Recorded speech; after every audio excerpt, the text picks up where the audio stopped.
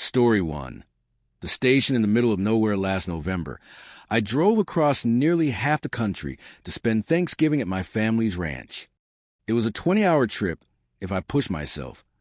And by the end of the second day, I was already exhausted and drifting in and out of that highway daze that comes from staring at the same scenery for hours. The first half of the drive was normal. City highways, busy traffic, familiar rest stops. But eventually, the roads thinned. Towns disappeared. The world around me became little more than endless stretches of darkness, fog, and isolated farmland. By 7 or 8 that night, I turned onto a small one-lane highway that barely qualified as a highway at all. No streetlights. No cars. Just my headlights catching fog and the occasional cluster of trees. I hadn't seen a motel. I hadn't even seen a house. So when a small, extremely old gas station finally appeared in the darkness, I felt relieved. The place looked like it hadn't been updated since the early 80s. A flickering sign, peeling paint, and nothing but empty land surrounding it. But the lights were on, the pump worked, and it was the first sign of life I'd found in hours. After filling up, I went inside to ask the man behind the counter if I could sleep in the parking lot for a bit. He looked surprised to see anyone at all. He told me that the station closed in 15 minutes, and he'd be leaving soon. But if I felt comfortable staying alone out there, he wouldn't stop me. The way he said comfortable lingered in my mind, like it meant more than he wanted to say out loud. Still, I was exhausted. I thanked him, bought a couple drinks for the morning, and parked along the side of the building. Once the man locked up and drove off, the gas station lights shut off completely. Instant darkness. Instant silence. It genuinely felt like the world had vanished around me. I leaned the seat back, closed my eyes, and tried to sleep. I don't know if an hour passed or only a few minutes, but I suddenly heard tires crunching slowly across the gravel. I opened my eyes. A dark pickup truck rolled in with no headlights, no interior light, nothing. It pulled up extremely close to my car. Close enough that whoever sat in the driver's seat was obviously watching me. I couldn't see a face, just a dark outline. My chest tightened. The silence around that truck felt wrong in a way I can't explain. Something about it told me I needed to leave immediately. I sat up, started my car, and drove back onto the road. My heart didn't slow down until I was half a mile away. Then I hit something. A heavy thump beneath the tire, like driving over a large, heavy object. I stopped and stepped out. The cold air hit me instantly. The road ahead was pitch black, but I could just barely make out a long, bulky shape lying across the gravel. At first, I thought it was a duffel bag, but it was too large, too heavy-looking. Something about the way it slumped across the ground made my mind jump to a much darker possibility. I didn't get close, because the sound of tires began rumbling far down the road, the same sound as before. Something was approaching fast. The darkness swallowed everything ahead of me, but the noise grew louder and louder until the pickup's headlights exploded into view behind me. It swerved violently around the object on the road and skidded to a stop right behind my car. Both doors flew open. 2 men jumped out, but by then I was already back inside and slamming the gas pedal. My hands were shaking so badly I could barely steer. I tried calling 911, but every call dropped instantly. No service. No signal. Nothing. I didn't see the truck follow me after that, but I didn't slow down for almost an hour. I didn't stop until I reached a larger highway with lights, traffic, and enough cell service to make the call. When the police checked hours later, they found nothing. No truck, no bag, no tire marks, nothing indicating anyone had been there. To this day, I don't know what I almost drove into, or what those men planned to do. But I know one thing for certain, that station wasn't just creepy. It was a place I was never meant to stay. Story 2. The town hidden in the dark. I was on a massive cross-country trip, driving from the east coast to the west. Part vacation, part personal mission. I planned the route carefully and trusted my GPS to guide me through areas I'd never seen before. On the third night, road construction shut down a major highway. My GPS rerouted me to a tiny one-lane road that ran alongside it. Oddly, no one else took that exit. Every other car turned in the opposite direction. But the GPS claimed this was the right way, so I followed it. Within minutes, the highway completely vanished from view, and the small road cut deeper into empty, dark land.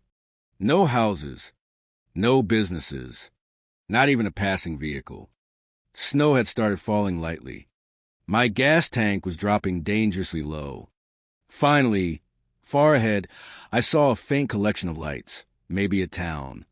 As I got closer, it became clear that town wasn't the right word. It was more like a scattering of broken buildings, maybe 20 in total, each with a single dim porch light or a flickering bulb. Everything looked abandoned, but the gas station's pump lights were on. I pulled in. The place had the vibe of somewhere people used to live, maybe decades ago. The silence was suffocating. No wind, no traffic, just a cold emptiness. As I started pumping gas, I noticed another vehicle, a small SUV at the opposite pump, packed with luggage, clothes, camping gear. Someone clearly traveling like I was. But nobody was inside. Nobody was around. The gas station building was locked and dark. It didn't make sense.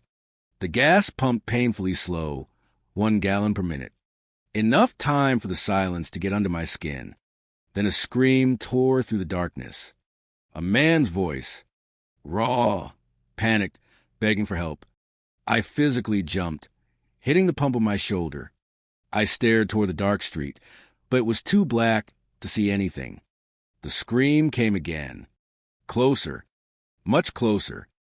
I stepped away from the car, trying to locate it, when something moved in the corner of my eye, a fast figure darting behind the gas station building.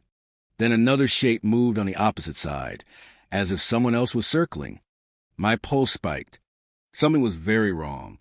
I yanked the pump out, threw it back, and jumped inside my car. Before I could even start driving, several men burst out of the dark at full sprint. Not trick-or-treaters.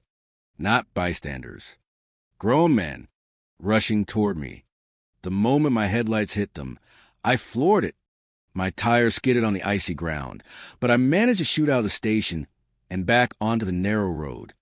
I didn't slow down until the lights of that town vanished behind me. The whole time I kept thinking about that empty SUV. Someone else must have stopped there. Someone who heard that same "help me" scream. Maybe they stepped out before I arrived. Maybe those men dragged them away into the dark. I reported the incident, but there was no official police station in that town. No local authorities. Nothing.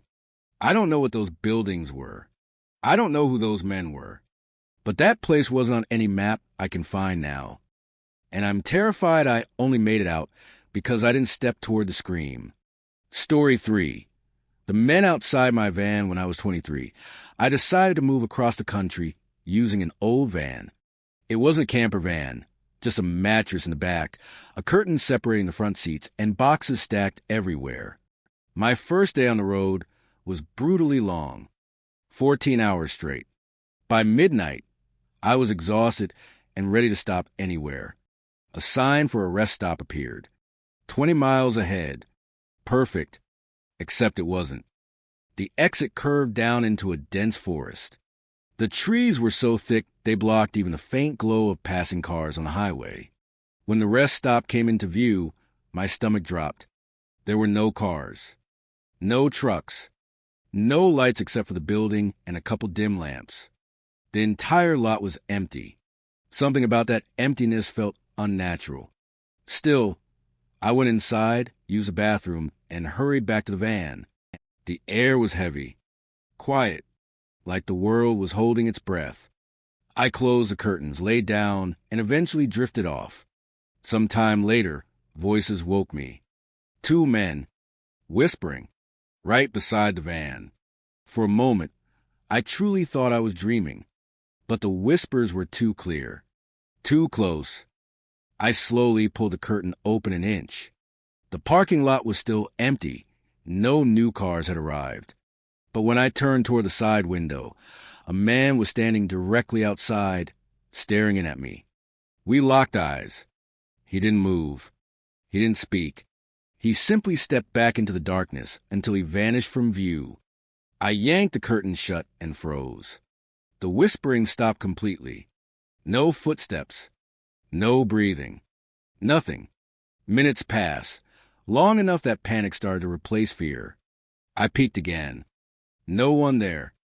I turned the van on, pulled out, and headed up the incline toward the highway. Halfway up the ramp, a blinking red light came on. Rear tire pressure critical. The van began dragging, the back right wheel grinding loudly. Someone had slashed my tire. I stared at the warning light, realizing exactly what that meant. Then something rustled in the forest beside me. Before I could react, 3 loud knocks slammed against a window. I turned. The same man stood inches from the glass, smiling calmly. He tapped the window again and said in a low, steady tone, "Need some help? That tire won't get you far." He never mentioned the other man, never mentioned the vehicle, never explained how he got up the ramp ahead of me. My hand shook violently as I dialed 911. When he saw me calling, his smile faded. He began pounding on the window and pulling the door handle. That was it. I wasn't waiting anymore. I reversed down the ramp, the damaged tire screaming against the ground. The man ran after me, but he couldn't keep up. When I hit the flat lot again, I floored the gas and didn't stop until my van clawed its way back up the ramp and onto the highway. I drove on the ruined tire, sparks nearly shooting out at points, until I found a safe exit. When police searched the rest stop, the men were gone. No footprints, no tire marks, no signs anyone had ever been there. But I know what I saw. I know they planned to get inside that van. And I know the second man was hiding somewhere close, waiting for the right moment. If I hadn't driven away, if I had opened the door, if I had waited even a few minutes longer, I don't think I would be alive right now.